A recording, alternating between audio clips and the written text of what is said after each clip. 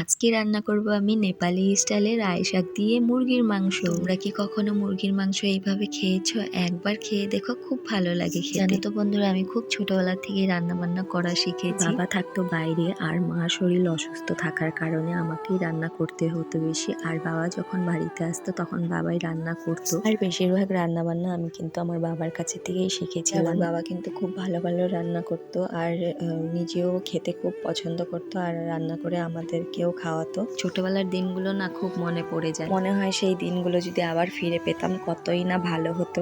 তোমাদের সঙ্গে গল্প করতে করতে দেখো আমার রান্নাই হয়ে গেল বন্ধুরা। আমি চিকেনটা রান্না করি সেভাবেই করেছি, শুধু এর মধ্যে মশলাটা একটু পরিমাণ কম থাকবে। আর চিকেনগুলো হচ্ছে প্রথমে একটু ভালো করে ভেজে নিতে হবে, কিন্তু আমি আজকে কম ভাজা করেছিলাম।